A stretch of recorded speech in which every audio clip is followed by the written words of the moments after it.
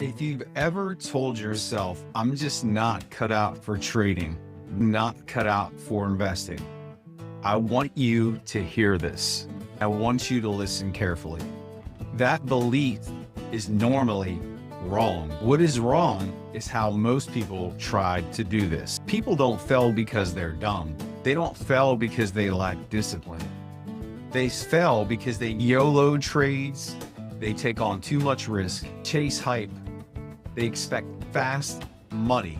And when it blows up, they tell themselves, see, I'm a failure. That's not a character flaw, that's a process problem. Trading and investing is not about being aggressive.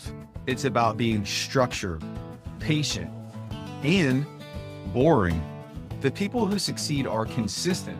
They're not special.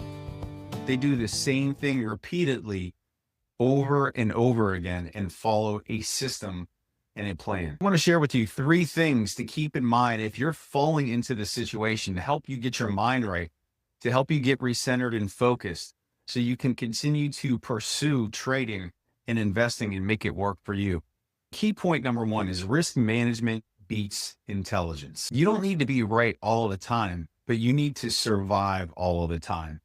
And that means making sure that you're using appropriate size in your trades. You have no business if you're starting out using a large risk unit. And what I mean by that is what you are risking to lose every trade should be something that you're comfortable with. You can walk away from the trade and not worry about it. You can go to sleep at night not thinking, oh my God, I'm going to lose it all. It should be a number that you are okay with losing.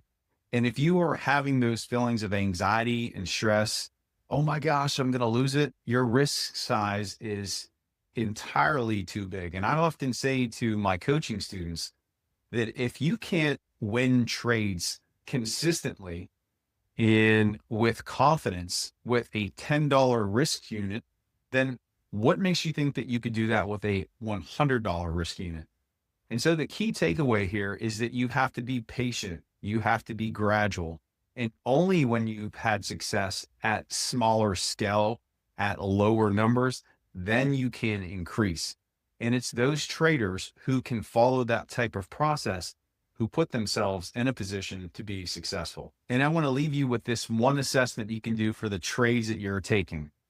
If one trade can wipe out your entire account, you're doing something completely wrong and you have to blow it up and start over. Otherwise, you're going to risk financial ruin. Key point number 2, time in the markets beats timing the markets. You don't need perfect entries. You need repeatable ones. For investors, this means staying in a position that you believe in, that you have studied, that you have prepared to enter, and being in that position through market cycles because they're going to occur. Remember, nothing in the market goes straight up. That's just not reality. And the other side, from a trading perspective, traders win by stacking small gains.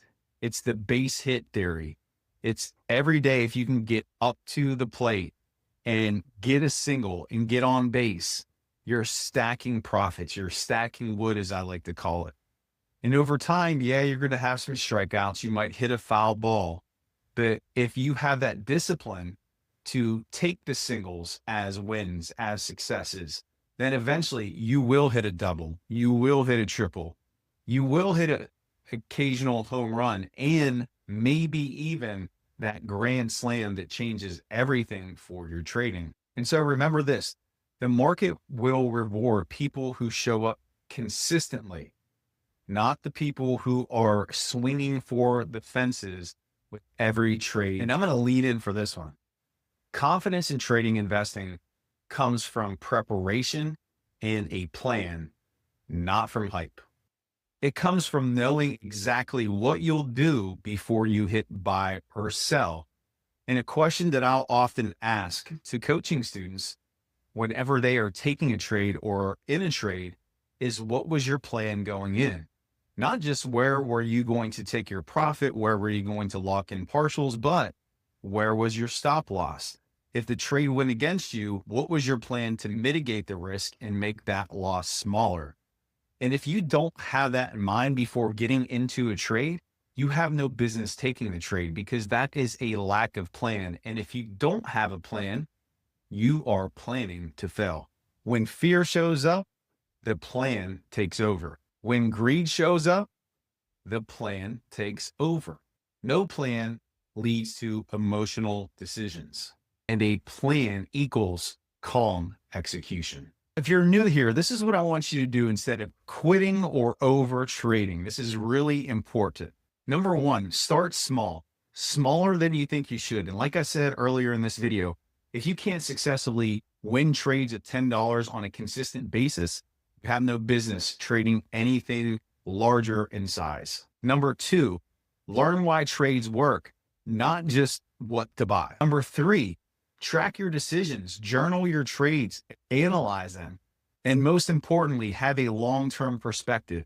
Think in terms of months, years, not minutes, hours, or days. That alone can help change your perspective on how to be successful in the world of trading and investing. Fear tells you that you're not capable. Structure proves that you, in fact, are. You don't need more confidence. You don't need to study for 23 hours a day, though you do need to study. You need a better process. You need a plan. And when that plan and process is right and in harmony, results will follow. If this video helped you, let me know in the comments. I would love to hear your take. And if you actually want to learn this the right way, sign up for my New Year Wealth Accelerator class kicking off January 5th, 2026. The details are in the description of this video. Make it a great day.